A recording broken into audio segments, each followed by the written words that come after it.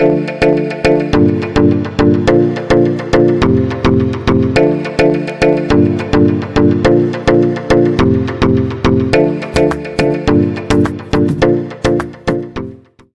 mundo dos leigos, olá, mundo da internet, olá, mundo, sejam todos muito bem-vindos ao nosso canal. Estamos começando mais um podcast Fala Chefe, e para você que está chegando agora, aproveita, já se inscreve no canal, deixa seu like, comenta, porque o programa de hoje está para lá de especial. Nós trouxemos uma especialista na área esportiva e na área da psicologia. Regiane Mazzi, ela é psicóloga clínica e esportiva. Minha amiga, seja muito bem-vinda ao nosso canal, ao nosso programa. É uma honra ter você aqui conosco. Eu quem agradeço, a honra é toda minha, que já acompanho esse canal já tem algum tempo. Então é uma satisfação imensa estar sentada aqui nessa cadeira, onde grandes pessoas já estiveram aqui. Então é uma honra gigantesca. Maravilha. E a gente vai começar com a pergunta praxe de todos os programas. Como tudo começou? Como a psicologia entrou na sua vida? Começou com 5 anos de idade, quando eu nem sabia que era psicologia. Um tio meu, o irmão mais velho do meu pai, foi o primeiro filho da minha avó a cursar a faculdade e cursou psicologia. E aí, como eu sempre fui muito curiosa, ele gostava das minhas perguntas e me levava para o escritório dele, que ficava na casa dele. E ali me apresentou ao universo de Freud e tudo mais. Só que demorei um tempo para reconhecer que isso foi uma das bases para a escolha. Mas depois, na vida adulta, a minha primeira opção de faculdade foi a psicologia. Não consegui fazer na época. Fiz pedagogia para ter uma profissão, ao qual eu amo muito, que é dar aula.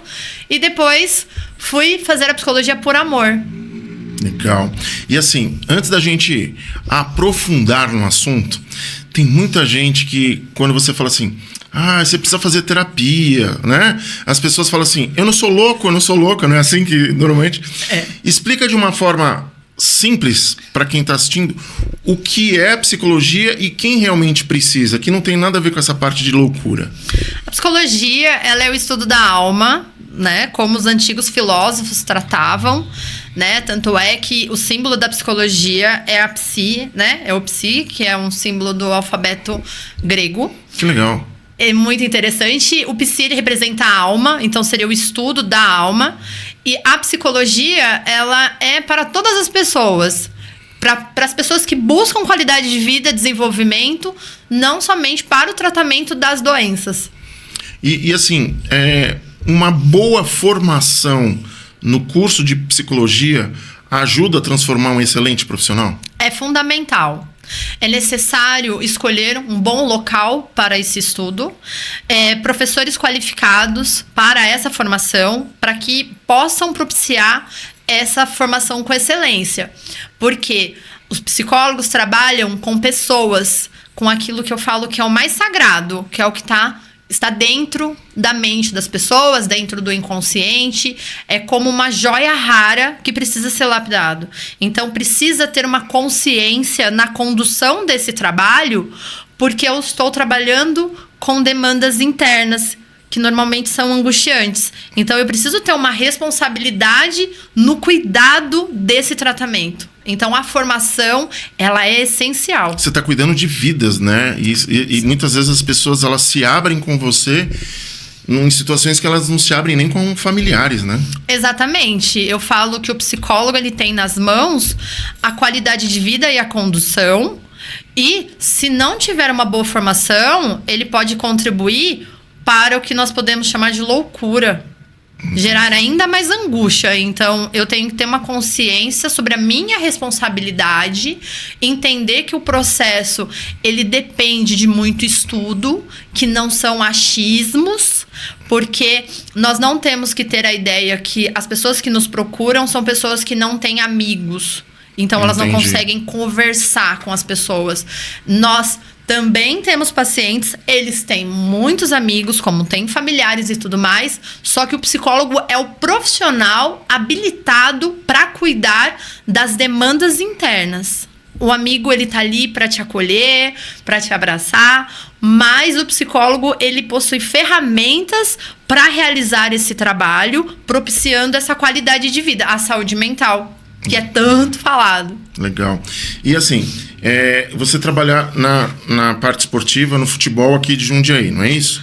Sim. A diferença entre a psicologia clínica e a esportiva, na sua essência, a gente sabe que a base é a mesma, mas os degraus ali, qual é a grande diferença do trabalho de vocês? A psicologia clínica, ela vem trabalhar com as demandas, né, relacionadas às psicopatologias, então ansiedades, depressões, angústias. A psicologia do esporte, ela vem trabalhar com a potência do atleta.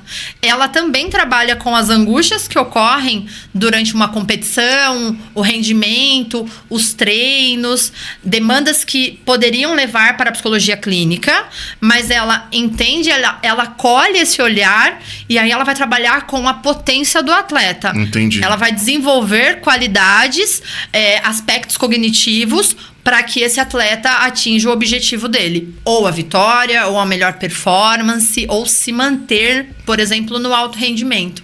E como é trabalhar com um atleta que muitas vezes está longe de casa? A gente fala às vezes, é leão de treino, mas na hora do jogo tem aquela pressão externa, de repente a torcida enchendo o saco, o técnico dá uma pressionada, ele erra no momento decisivo. Como que é lidar com isso no dia a dia?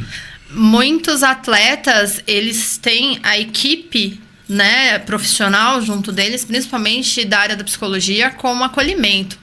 Já ouvi muitas histórias, relatos de familiares que faleceram e o atleta não pôde estar presente e o profissional, a psicologia, trazer esse apoio. As histórias que nos contam, tudo dentro do sigilo terapêutico, né, onde eu trabalho, eram realizadas dentro ali do estádio, né, numa sala apropriada. E depois, quando fomos campeões, encontrar esses familiares no gramado é o que me arrepia.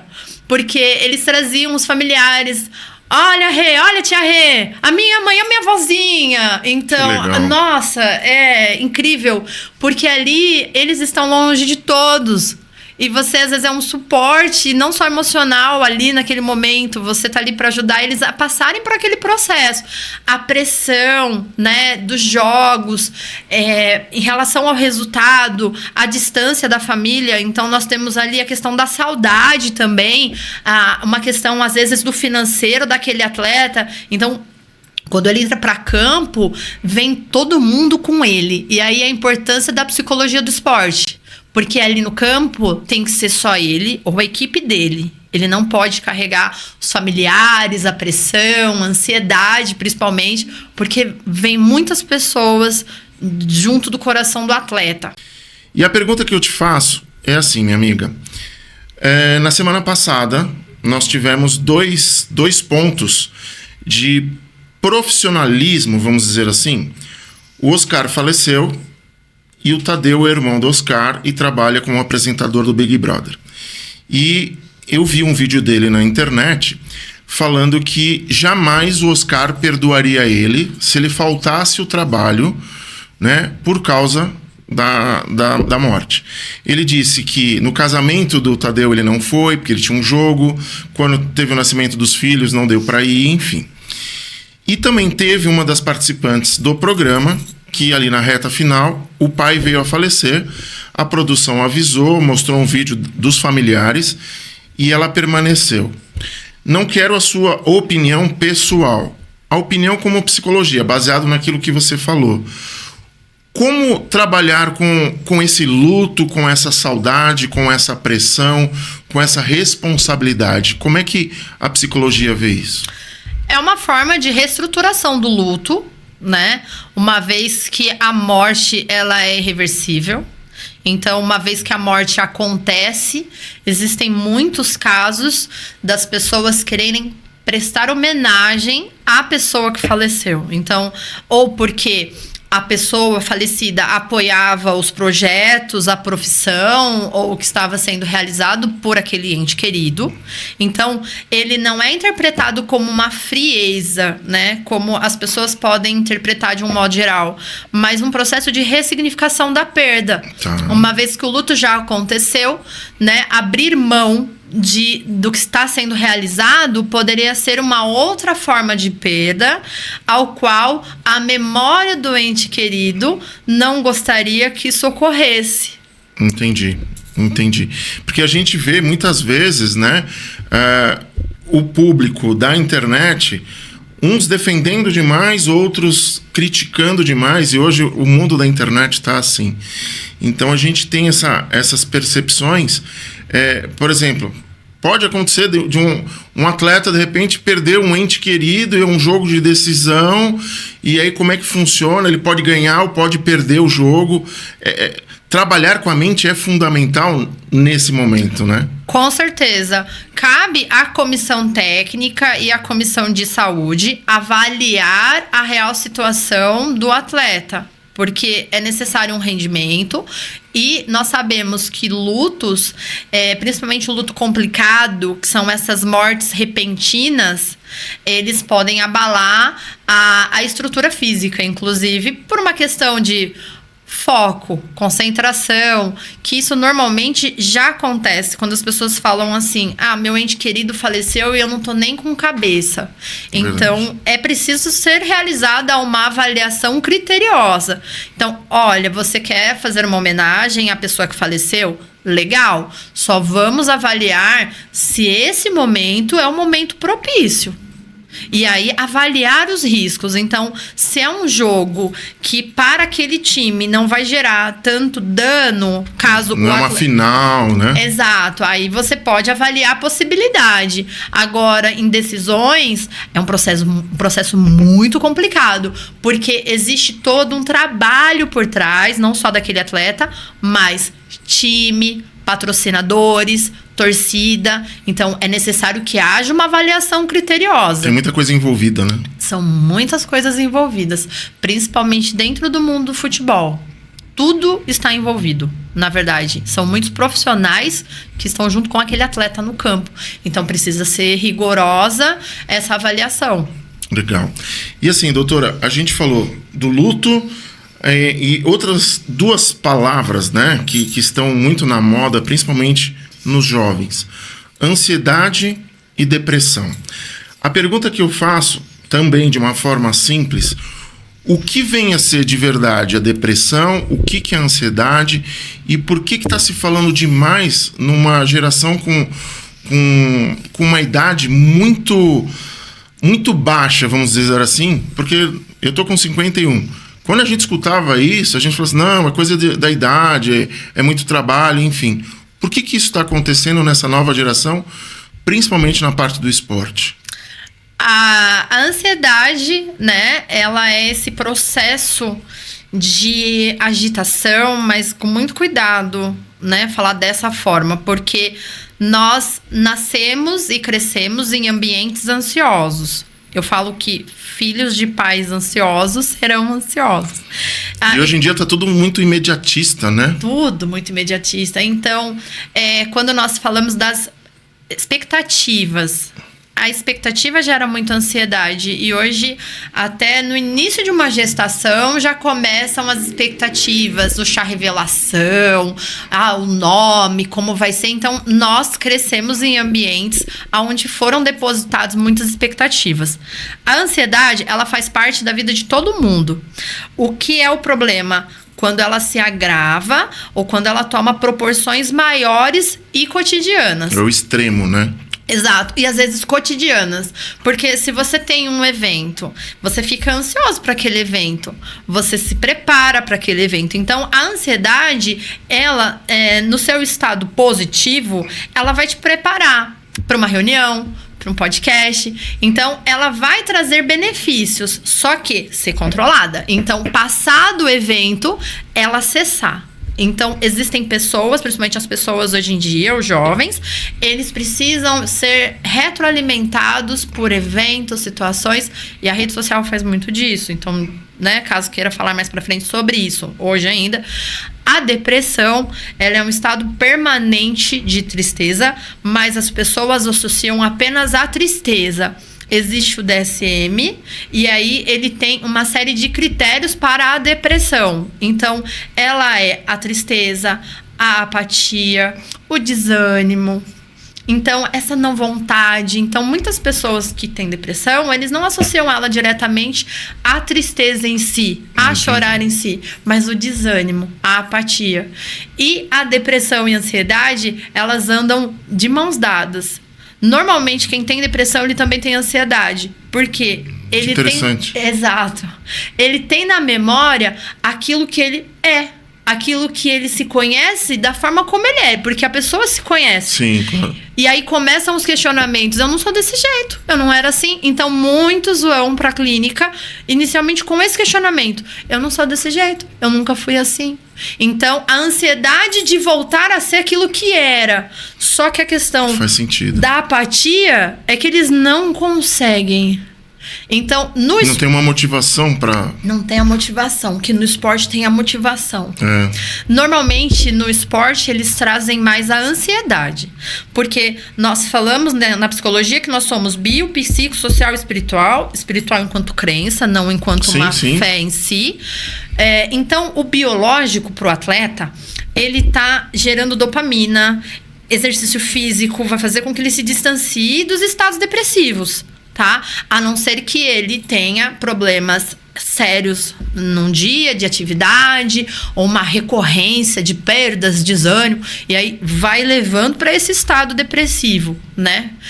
E aí a ansiedade ela é mais aparente por uma questão de alto rendimento, de não perder a performance, de trazer o resultado. E aí nós temos atletas e suas famílias com essa pressão e essa cobrança. Então, a ansiedade também vem muito carregada de cobrança. Às vezes, a família, os pais querem que ele seja o responsável para prover o futuro, né? Também.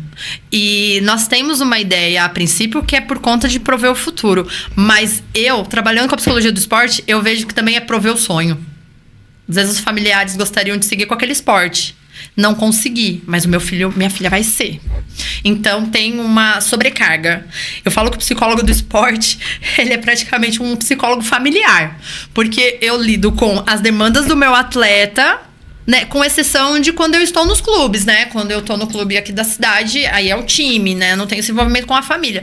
Mas quando é o atleta individual, eu dou suporte também para os familiares. Entendi. Então é para todo mundo. Eu falo, é um psicólogo familiar. Porque eu preciso distensionar os familiares para que o meu atleta tenha um foco no rendimento, na competição, por exemplo. E agora, doutor, eu queria perguntar sobre o Neymar. O que acontece? Minha percepção, aí você fala a sua como profissional. Neymar, uns 10 anos atrás, jogava muito, foi pro Barcelona, ganhou Champions, ganhou títulos e mais títulos. E num determinado momento, sabe-se lá o porquê, ele começou a ter os seus altos e baixos. E aí muita contusão, tal, enfim, moral da história. Ele voltou pro Santos aclamado, a torcida pegando ele no colo. E na minha visão, o que acontece? Eu falo hoje, vou fazer 52 anos. A mente quer, mas o corpo já não é mais o mesmo. Então você tem que usar a inteligência. O que eu tenho percebido? A torcida, ela acabou perdendo um pouco a paciência e hoje vem xingando demais nos últimos jogos, o Santos não vem ganhando, escapou de um rebaixamento aí no final do ano passado. Olhando pelo lado profissional, como que você enxerga essa relação torcida-jogador, onde o Neymar não precisa mais provar nada, já tem muito dinheiro, e eu acho que ele está cansado. Como que você vê profissionalmente isso? Eu sou fã do Neymar, né? Eu achei super incrível recentemente ele ter apoiado, né, a Portuguesa Santista. Então, achei isso de uma gentileza enorme, porque ele, com o know-how que ele tem, com o nome que ele tem, vestir uma camiseta da Portuguesa Santista foi muito, muito gentil da parte dele. Então, admiro muito.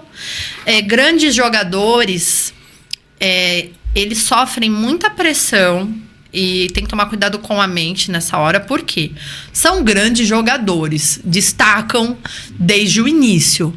As categorias de base num Brasil que nós temos, onde todo garoto quer ser jogador de futebol. É o sonho, né? É o sonho. E começam ainda naqueles campinhos de barro, de terra, como nós falamos, né? Então, assim, chegar lá já é uma vitória.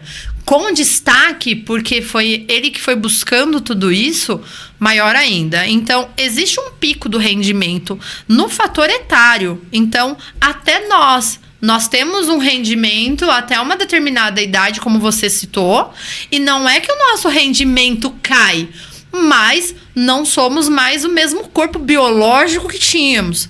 Então, existe um processo de maturidade, de estabilidade profissional, estabilidade financeira, que é quando nós ficamos tranquilos, trabalhamos muito bem, como é o caso do Neymar e de outros jogadores de sucesso.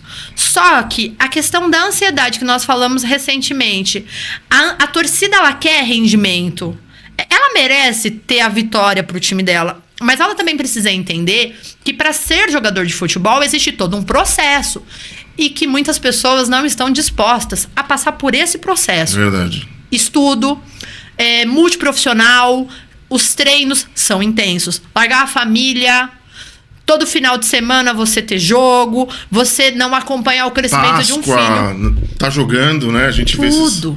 Você não acompanha o crescimento do seu filho. Então, eu, torcedora, estou numa posição aparentemente confortável. Eu estou na minha casa, estou apreciando um bom futebol e eu quero que o meu time ganhe. Sim, eu quero. Mereço isso? Sim. Mas por trás do time existe tudo. Existe o atleta, que é um ser humano, que se priva de muitas coisas. Então, cobrança, rendimento, cai naquela história que eu falei pra você em relação à lembrança daquilo que eu fui e o que as pessoas estão me pressionando pra ser. E aí existe uma disparidade nesse processo, porque existe o fator idade, existe o rendimento psicológico, existe o rendimento físico. Então, são vários fatores envolvidos. A torcida, então, precisa ter paciência? Precisa ter paciência. Porque ela precisa entender que existe todo um processo junto com aquele atleta, que não é o atleta sozinho. Porque se for depender da vontade do atleta, logicamente que ele gostaria de render o tempo todo, como qualquer pessoa que está assistindo um jogo de futebol. Verdade. Quer render o tempo todo. Eu, enquanto profissional na minha área, eu quero render o tempo todo. É o que ele falou esses dias. Vocês acham que eu entro pra perder? Ele falou, discutindo com um torcedor. Não. Ele entra pra jogar, ele entra pra mostrar a capacidade dele, mas junto com ele existe todo um processo de trabalho. Porque aquilo que pro torcedor é uma diversão, é um prazer assistir um jogo... Pra ele é profissão. Pro atleta é o trabalho dele, é a profissão dele, é o ganha-pão dele. Então, às vezes a gente acorda num dia e fala assim, ai meu Deus, esse dia tô um pouco cansado, né? Não consigo render muito no meu trabalho. O atleta, ele não tem essa opção. Ele tá cansado, ele precisa render e ele precisa render o máximo dentro daquele tempo. Só que não é só aquele tempo. Ele tem que render no treino para ser convocado. Exato. Então, ele é um processo. Então, temos que entender que por trás de um grande atleta existe um ser humano também. Então, é necessário que tenha essa compreensão. Quer dizer que eu não quero que o meu time ganhe? É seu direito, sim. É seu direito cobrar do seu time, da sua diretoria, melhores condições para que aquele atleta se desenvolva. Isso desde as categorias de base. Entendi. Dá todo o apoio para ele. Porque é um ser humano que tá ali. Com a diferença que no meu trabalho, a minha máquina de trabalho é meu cognitivo, sou psicóloga. E do atleta, é todo um composto. É verdade. Mente e corpo formam um único sistema, né? Tudo. Então é preciso compreender e ter um pouco mais de empatia no esporte. E deixa eu pegar um gancho do que a gente falou no bloco anterior. Rede social. Tem os haters ali, né? O tempo inteiro, né? Muitas vezes em cima do atleta, muitas vezes em cima da diretoria, dos profissionais, talvez em cima de você. Como lidar com rede social voltado no lado da psicologia esportiva? Primeiro, entender que a rede social, ela existe porque existem pessoas que são fãs do seu trabalho ou do seu time, torcem para o seu crescimento, torcem para o crescimento do time. É muito confortável quando eu estou do lado de cada tela, colocando opiniões que eu considero que são as corretas, mas eu tenho a minha opinião que é correta, você tem a sua que é correta, o outro tem a opinião dele que é correta. É muito confortável estar aqui no sofá da minha casa, mexendo no meu celular, hateando. Verdade. Sem estar lá. Né? Acordando de madrugada, fazendo uma preparação física, fazendo gelo. Então, assim, dias de inverno, ir pra uma bacia cheia de gelo. Será que você tem coragem? Bastidor ninguém vê, né? Não, bastidor ninguém vê. Ninguém vê. Então, assim, precisa entender que eu sou fã, sou torcedor, mas ali é um profissional e é um ser humano que está tendo acesso à rede social, que muitas vezes a única forma de distração daquela pessoa nos momentos que ele não está treinando, jogando, tudo mais, é a rede social. Só que aí eu olho para a rede social, existem os hates, e aquilo me desmotiva, e aí aquela pessoa que gostaria que eu rendesse, eu paro de render, porque é quem me cobra. Então, precisa ter empatia. Antes de eu descer os dedos na tecla, né? Como diz meu esposo, eu preciso entender como é que a pessoa vai receber. Como é que vai contribuir para a vida da pessoa, ou do atleta, ou do time, ou do clube. Como é que vai contribuir? A minha opinião vai favorecer ou não vai? Então, eu preciso ter empatia. Ai, mas a minha opinião vai favorecer. Aí, faz outra reflexão. Eu gostaria que fizessem isso comigo? Ai, talvez não. Eu só quero like, só quero aplausos. Então, por que eu vou fazer isso com uma pessoa que eu nem conheço? Às vezes eu nem conheço a pessoa. É um ser humano que está por trás ali da tela. É o outro que recebe. E isso acaba abalando o cognitivo emocional. Existem muitos trabalhos que nós fazemos com os atletas para eles não se envolverem com essa demanda de rede social. Isso é interessante. Às vezes entre eles também existe, por exemplo, no futebol, ou principalmente o futebol, que é um esporte mais de contato coletivo, e aí você, diferente das artes marciais, da luta, por exemplo, que existe um juiz em cima. O futebol ele tem muito dessa comunicação em campo. Então, existem insultos entre os atletas dentro do campo para desconcentrar. Existe um trabalho que eu faço com os atletas do futebol, principalmente, para eles não ouvirem, eles simplesmente não escutam. A pessoa tá falando, ele não tá ouvindo. Existe uma forma de você bloquear o cérebro para a pessoa não ouvir. Ela vai ter só foco no jogo. Existe uma forma de você bloquear com o trabalho da psicologia do esporte, né? Principalmente aí na área da TCC, que você não se interfere nem pela torcida. Que bacana, interessante isso. E doutora, falando da época da pandemia, então a gente vai pegar pandemia, rede social e comportamento. Eu percebo que pós-pandemia, o ser humano, isso é opinião minha, ele se tornou mais egoísta, ele mais... É tudo meu, eu que decido, briga demais, reclama de tudo. A gente vê no trânsito.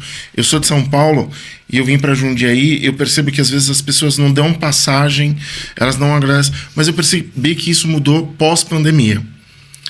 Dentro do trabalho da psicologia, como lidar com o comportamento humano, seja no lado clínico, seja no lado do esporte, ou seja, com o ser humano, isso... Tem como voltar esse equilíbrio? Tem. Eu acredito que intensificou na pandemia.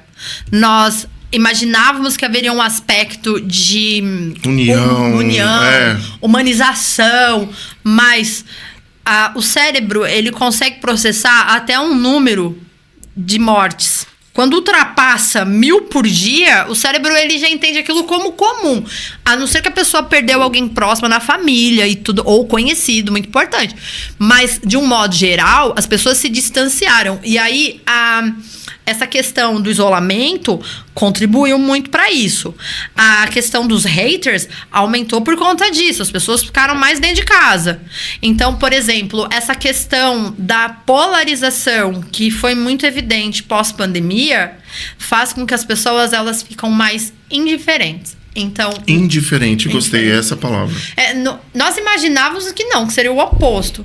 Inicialmente, imaginávamos também que o público viria logo após a pandemia para a psicologia, para a psicoterapia. Entendi. Em recorrência do afastamento, mortes e tudo mais. Inicialmente, eles foram para a psiquiatria. Agora que eles começaram a vir para a psicologia, para trabalhar as demandas. Essa questão da individualização, principalmente no trânsito, o que acontece? As pessoas, elas estão dentro das suas individualidades, acreditando que elas são as corretas. Então, você está no trânsito, alguém acha que o que você fez não está correta porque não favoreceu a ela. Não é porque você fechou Sim. ou passou um sinal vermelho, por exemplo. Não. Ela acha que invadiu o espaço dela. Só né? o espaço dela.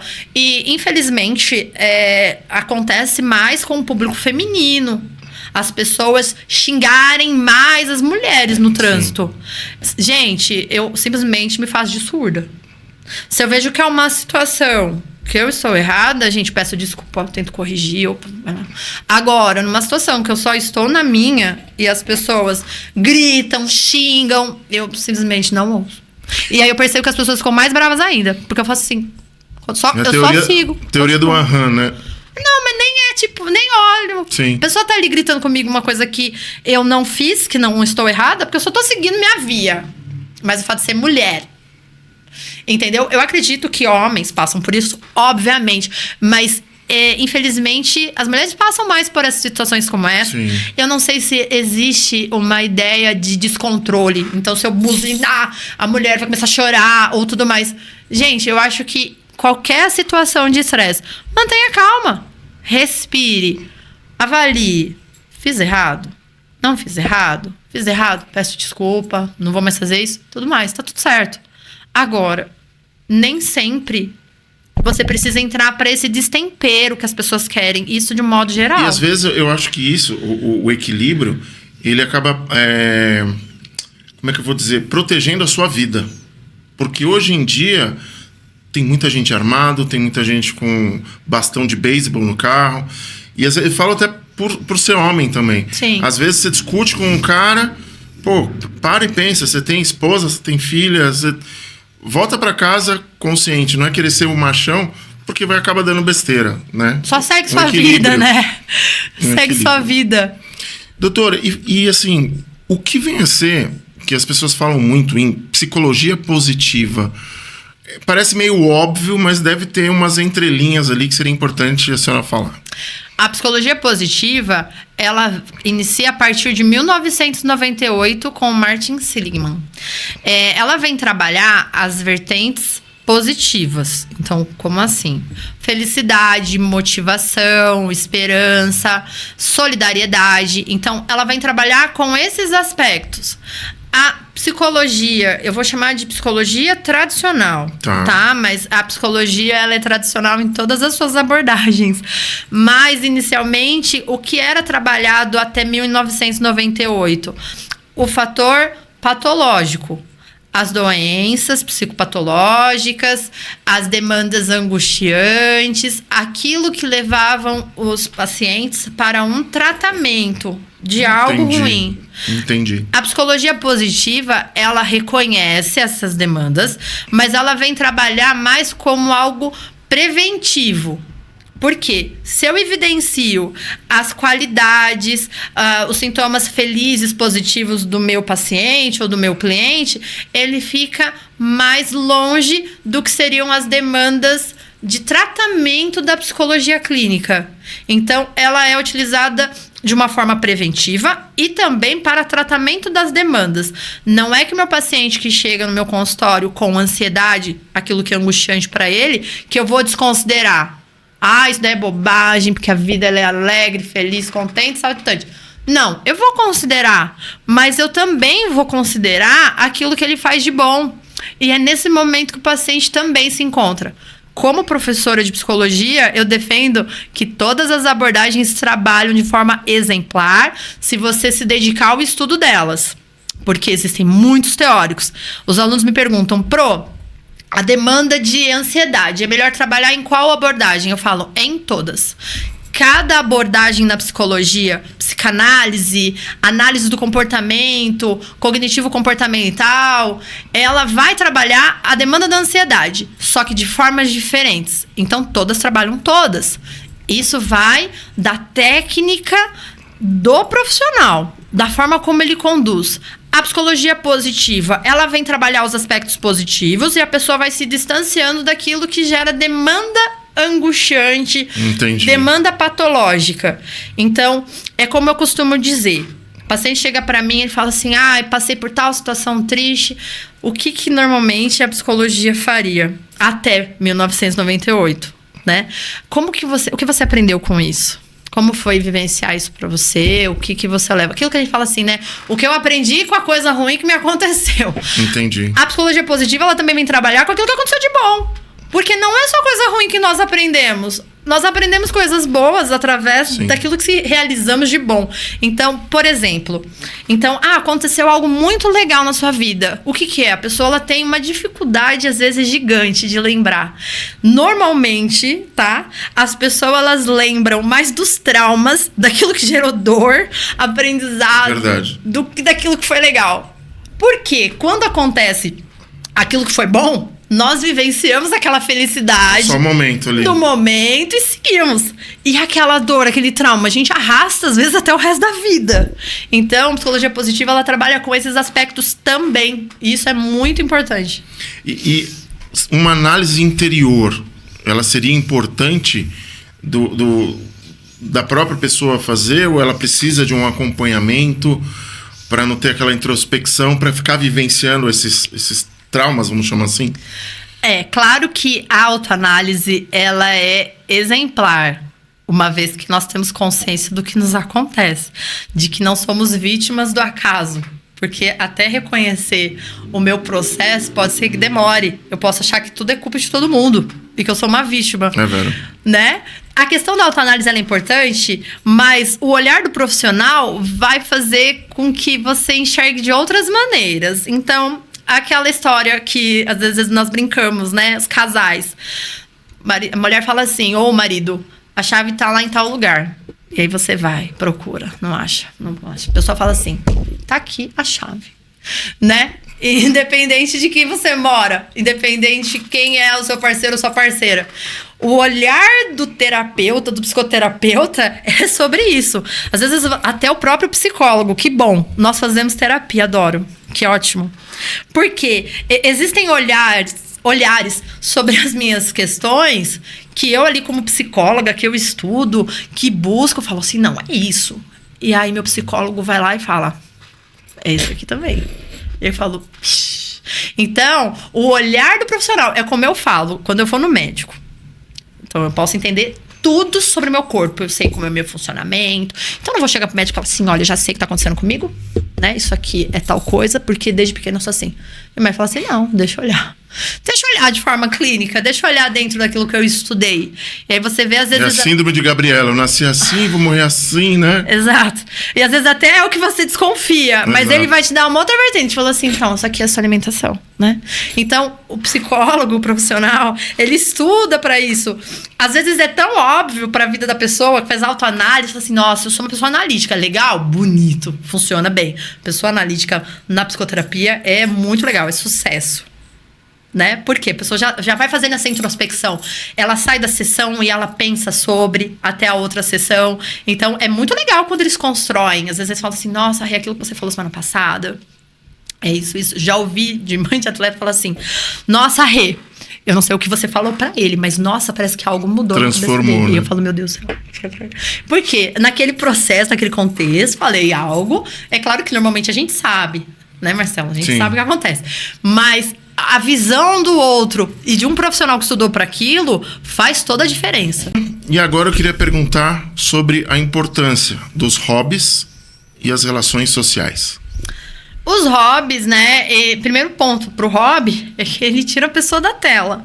Eu acho que isso é fundamental. Verdade. Numa sociedade que as pessoas estão se condicionando desde pequenininha a usar a tela, o hobby vem para ser um contraponto, né? Então, ele estimula o prazer, a cognição, a satisfação. Então, depois de um dia de trabalho, você ter o seu hobby, né? A sua televisão, o seu videogame, o seu crochê, as suas brincadeiras. Então, é importante que nós tenhamos distrações prazerosas, mas que não vão afetar na nossa vida produtiva. Então, assim, durante o trabalho, se não vai me afetar durante o trabalho. O que nós temos em relação às relações sociais? Essa questão do uso da tela fazem, às vezes, que a pessoa não consegue se concentrar no trabalho, porque ela está sempre desviando o foco. O hobby, ele vem para uma ativação do foco. Por exemplo, se eu tive um dia de trabalho, chego na minha casa, eu separo um tempo para um hobby, por exemplo, isso me gera satisfação para continuar no próximo dia, para acordar cedo e trabalhar. Às vezes é passear com o pet, cuidar dos pets, cuidar da natureza. Então, viver, né? Viver. É retroalimentar. Para você não ter uma sensação sempre que você só tá produzindo e não tá produzindo algo para si próprio. Então, o hobby, ele vem para gerar essa satisfação de vivência mesmo, de entender que o que você tá fazendo na sua vida tá sendo algo bom, produtivo para você, para as pessoas que estão com você. Legal, legal. E pra gente encerrar, sem entrar em méritos, que nem precisava falar isso, né? Em méritos religiosos, a gente vai falar de paz, porque cada um tem a sua. Mas o que eu quero dizer é o seguinte: como buscar a paz dentro da psicologia? Repito, seja ela clínica ou esportiva. Qual é essa visão? Bom, primeiramente, ter paciência com o processo ao qual a pessoa está vivendo. Então, se ela entende que não existe mais saída, ela vive num estado constante de confusão, depressão e decisões que não são corretas.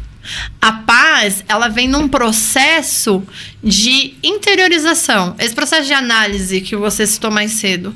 Então, se eu tenho os meus hobbies, se eu tenho os meus contatos sociais com as pessoas, se eu faço essas trocas, se eu sinto satisfação no meu trabalho ou enquanto eu estou no meu trabalho, porque às vezes não é aquilo que eu gostaria de estar fazendo no momento, mas é aquilo que eu tenho no momento.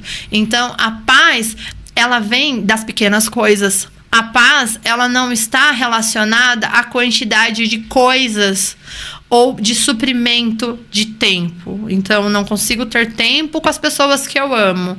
Então, eu vou suprir para que elas não sintam essa falta. Então, vou trazer coisas, eu vou sobrecarregar de tarefas, para que elas não percebam essa falta. Então, a paz, ela ir por esse caminho reverso. Então, é você ter um momento para fazer aquilo que você gosta. Então, as pessoas, elas reclamam muito, não consigo parar para ler um livro. Isso é verdade. Ainda mais nos dias de hoje. Ainda mais nos dias de hoje. Então, primeiramente, precisa ter a paciência para reconquistar essa paz, entender que a vida, ela é muito mais tranquila quando nós paramos para observar por um outro aspecto. Se nós desacelerarmos das situações cotidianas, mas eu estou no meio do trânsito, não consigo desacelerar daqui. O trânsito está caótico. Tá, mas você está no trânsito. Você está vivendo, você está indo de um lugar para o outro, independente do seu meio. Você está em time ali, né? Independente do seu meio de locomoção. Pode ser a pé, pode ser de ônibus, pode ser no seu carro. Então, é entender que você está nessa conexão com você mesmo e com as pessoas. Então, acho que a paz é essa busca, mas também essa introspecção de entender o que eu tenho naquele momento presente, no foco, no aqui e agora, me gera satisfação. O que eu quero pro meu amanhã? Mas o meu amanhã gera ansiedade, porque eu não sei quando vai acontecer aquilo que eu desejo. Tá, faz o hoje, faz o agora. Faz esse momento. Para e pensa, respira. Vive o agora, né? Vive o agora. Esse é um grande fator para as pessoas cuidarem da ansiedade. Foca no aqui e agora. O que você tem neste momento? O que você pode fazer neste momento? É algo que você pode fazer? Porque as pessoas, elas têm muita ansiedade em relação ao futuro, e isso não gera paz. Exatamente. Ou elas estão muito presas ao passado, isso também não gera paz. Só que a realidade que nós temos é o presente. É buscar o equilíbrio, né? Buscar esse equilíbrio. Perfeito. Doutora, que aula. Imagina. Muito bom. Eu gostaria que você deixasse suas considerações finais, seus contatos. A gente aprendeu demais aqui a entender, a buscar esse equilíbrio. Como que a gente faz para aprender mais contigo? Foi uma satisfação imensa. Também sou palestrante motivacional, voluntária.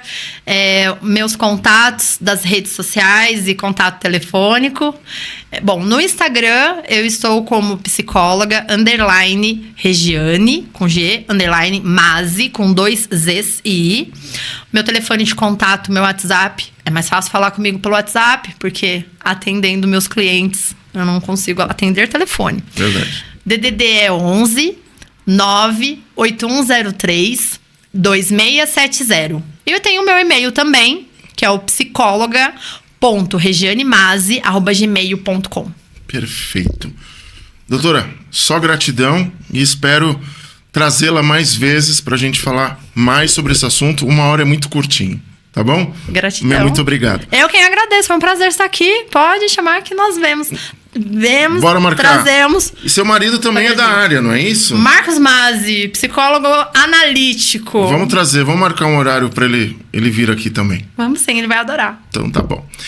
E a gente vai encerrando mais um podcast Fala Chefe. E eu quero agradecer imensamente aos nossos patrocinadores. São vocês que apoiam esse projeto e fazem com que a gente possa trazer mais e mais profissionais competentes, como a doutora Regiane. E a gente vai encerrando com aquela velha frase que toca o meu coração do método Kaizen. Hoje melhor do que ontem, amanhã melhor do que hoje. Até o próximo programa.